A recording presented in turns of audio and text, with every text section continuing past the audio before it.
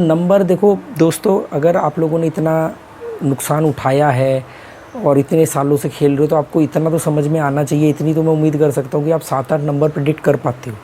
और ये number predict करने के लिए सबसे बड़ा फोकस होता है हिस्ट्री के ऊपर कि पिछले 10-15 बैट में क्या नंबर मारे थे। तो उसको समझने के बाद में अगर आप 7-8 नंबर भी नहीं निकाल पा रहे तो समझ लो अभी आप तैयार नहीं हो पूरी तरह। करोड़ों रुपए की इन्वेस्टमेंट है, 50% तो उसको दे के चलना पड़ेगा।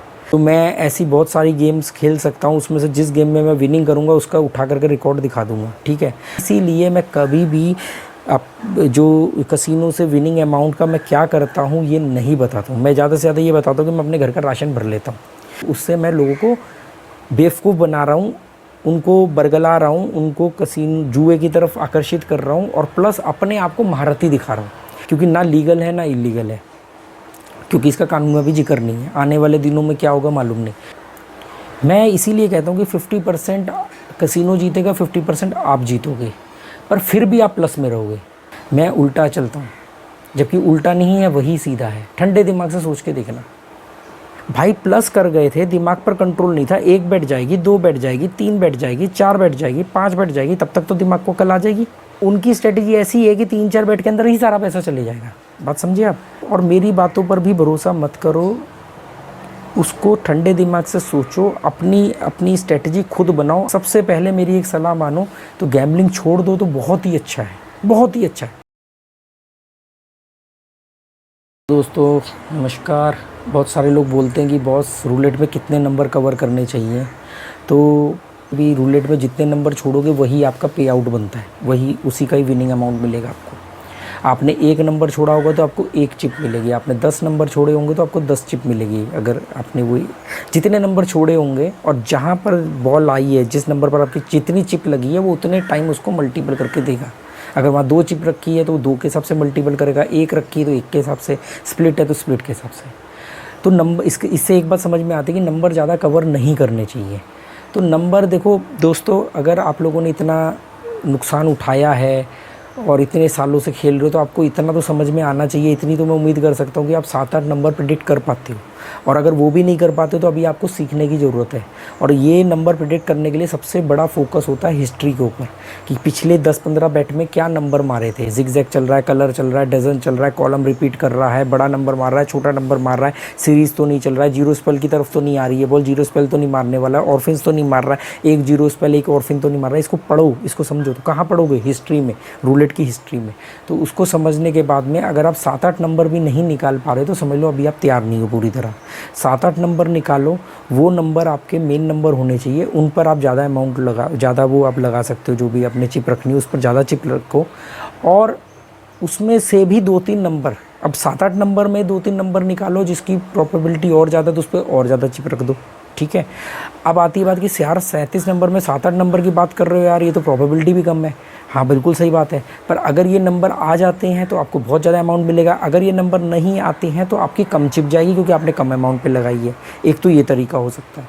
दूसरा तरीका दोस्तों ये हो सकता है कि चलो ये सब आपने कर दिया, यहाँ पे जो भी आपने 7-8 नंबर लगाए उन पे आपने 1-1 चिप रख दी, उनमें से 2-3 नंबरों पे 2-2 3-3 चिप रख दी, जैसे आपको रखना रख लिया।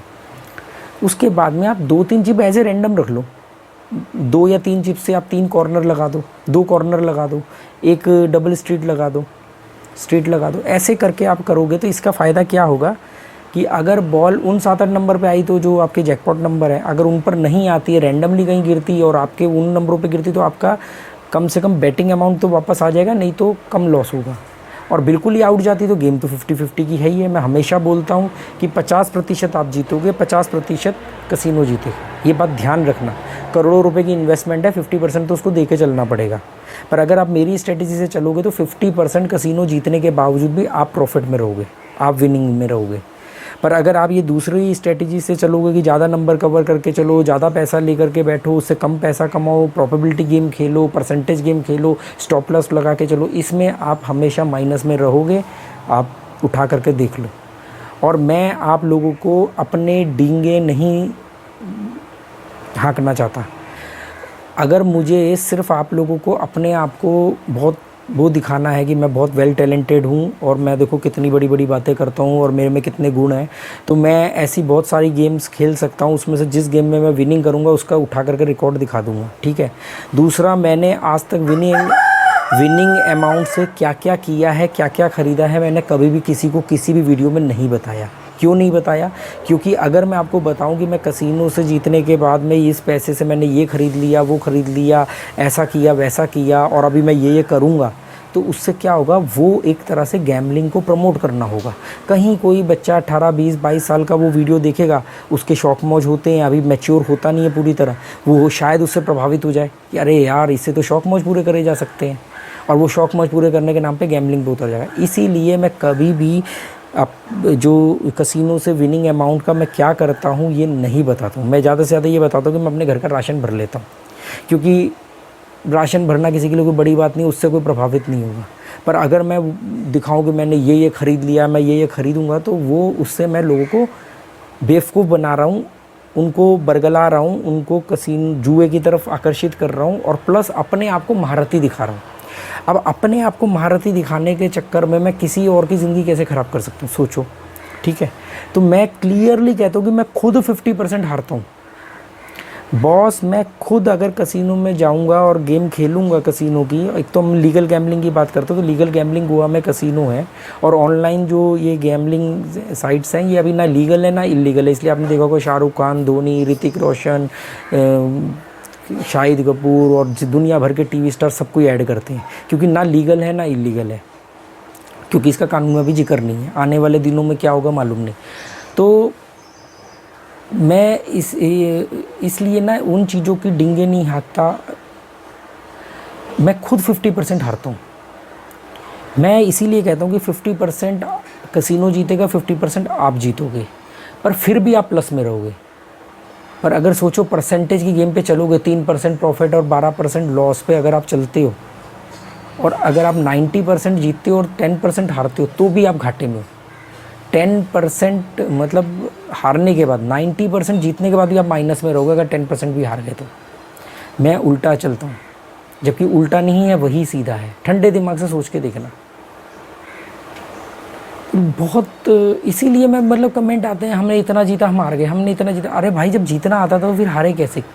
चलो ये तो ठीक है कि दिमाग पे कंट्रोल नहीं था। आप क्या करते हो, उस आदमी को या उस सोर्स को, उस वीडियो को दोष नहीं देते हो कि जिस वीडियो ने आपको गलत स्ट्रेटजी सिखा दी, चाहे वो मार्टिंगले स्ट्रेटजी है, चाहे वो स्टॉप लॉस स्ट्रेटजी है, चाहे वो परसेंटेज की स्ट्रेटजी है, चाहे वो कंपाउंडिंग स्ट्रेटजी। उस वीडियो को दोष नहीं देते हो। आप क्या कहते हो, हम प्लस कर गए थे पर हमारा दिमाग पर कंट्रोल नहीं था।